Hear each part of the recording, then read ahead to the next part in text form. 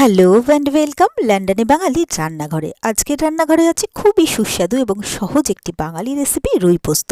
অল্প উপকরণেই আর খুব সহজ পদ্ধতিতে বানিয়ে ফেলতে পারবেন দারুণ স্বাদের এই পদটি।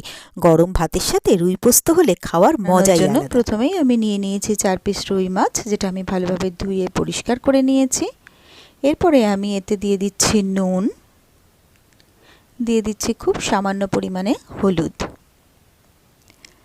এবারে নুন আর হলুদটা আমি মাছের সাথে ভালোভাবে মেখে নেব।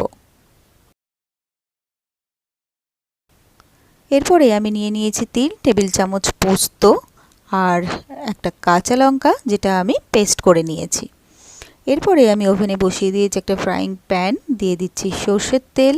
তেলটা ভালোভাবে গরম হলে আমি নুন হলুদ মেখে রাখা মাছগুলো একে একে আমি দিয়ে দিচ্ছি। মাছের এক পিঠটা ভালোভাবে ভাজা হয়ে গেলে আমি উল্টে দিচ্ছি আর এক পিঠটাও ভালো করে ভাজার জন্য। তো সব মাছগুলো আমার ভালো করে ভাজা হয়ে গেছে। এবারে আমি একে একে মাছগুলোকে তুলে নিচ্ছি। এরপরে আমার যে তেল রইল তাতে আমি দিয়ে দিচ্ছি হাফ চা চামচ কালো জিরে আর 2টো কাঁচা লঙ্কা ফোড়ন। এরপরে আমি 10 থেকে 15 সেকেন্ডের জন্য এটা ফ্রাই করে নেব। এরপরে আমি দিয়ে দিচ্ছি 2টো মিডিয়াম সাইজের পেঁয়াজ, যেটা আমি কেটে রেখেছিলাম। এবারে পেঁয়াজটাও আমি কিছুক্ষণের জন্য ফ্রাই করে নেব। পেঁয়াজটা আমার ফ্রাই করা হয়ে গেছে। এবারে যে আমি পোস্ত আর কাঁচা লঙ্কাটা বেটে রেখেছিলাম, সেই পোস্ত আর কাঁচা লঙ্কাটা আমি এর মধ্যে দিয়ে দেবো, তবে পুরোটা আমি দেব না। 1 থেকে 1.5 টেবিল চামচ পোস্ত আমি রেখে আর সব পোস্তটা আমি এর মধ্যে দিয়ে দিলাম। তো পোস্তটাকে আমি ফ্রাই করে নেব। এরপরে যে বাটি ধোয়া জলটাও আমি দিয়ে দিলাম। এরপরে আমি পোস্তটা কিছুক্ষণের জন্য ফ্রাই করে নেব। এই রান্নাটা কিন্তু খুব চটপট হয়ে যায়। তো পোস্তটাও আমার কিন্তু বেশ খানিকটা ফ্রাই করা হয়ে গেছে, এর থেকে অয়েলও রিলিজ করছে।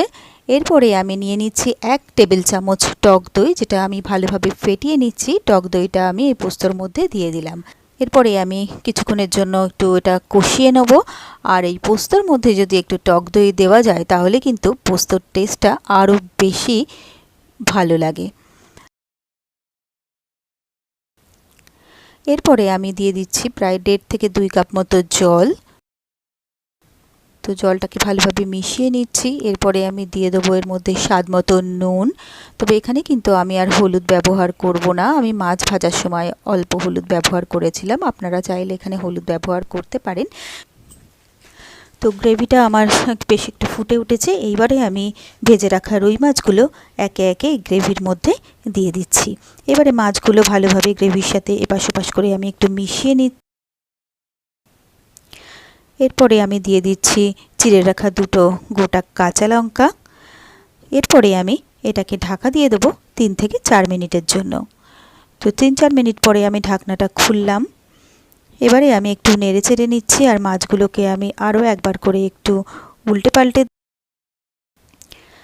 এরপরে আমি যে আর একটু পোস্ত বাটা রেখে দিয়েছিলাম, সেই পোস্ত বাটাটা আমি এবারে এর মধ্যে দিয়ে দেবো। আর এই সময় যদি এই পোস্ত বাটাটা এর মধ্যে দেওয়া যায় তাহলে কিন্তু এর টেস্টটাও ভালো লাগে আর গন্ধটাও কিন্তু খুব ভালো হয়। তো পোস্তটা দিয়ে আমি ভালোভাবে মিশিয়ে দিচ্ছি। এরপরে আমি দিয়ে দেবো এর মধ্যে 2 টেবিল চামচ কাঁচা সর্ষের তেল। তো কাঁচা সর্ষের তেলটা দিলেও কিন্তু এর পোস্তর সাথে ভীষণ ভালো লাগে। তো এবারে সর্ষের তেলটা দেওয়ার পরে আমি মাছ আর গ্রেভির সাথে সর্ষের তেলটা ভালোভাবে, এরপরে আমি গ্যাসটাকে অফ করে দেবো। তো রুই পোস্ত কিন্তু আমার একদম রেডি হয়ে গেছে। এবারে আমি সার্ভ করার জন্য রুই পোস্ত তুলে একটা প্লেটে। তাহলে এই ভীষণই সহজ এবং দুর্দান্ত স্বাদের রেসিপিটা আপনারাও কিন্তু ঝটপট বাড়িতে বানিয়ে ফেলতে পারেন। আর আমি গ্যারান্টি দিয়ে বলতে পারি এটা আপনাদের সকলেরই ভীষণ ভালো লাগবে। আর আমার রেসিপিগুলো কেমন লাগছে অবশ্যই কিন্তু কমেন্টস করে জানাবেন। ভিডিওগুলোতে লাইক করে প্লিজ আমার সাথে থাকবেন, পাশে থাকবেন। আর আমার চ্যানেলটা যদি আপনারা নতুন দেখতে থাকেন তাহলে প্লিজ চ্যানেলটাকে সাবস্ক্রাইব করে নেবেন আর আমার পাশে থাকা বেল আইকনটা প্রেস করে দেবেন। তাহলে আমার ভিডিওর নোটিফিকেশান আপনারা খুব সহজেই পেয়ে যাবেন।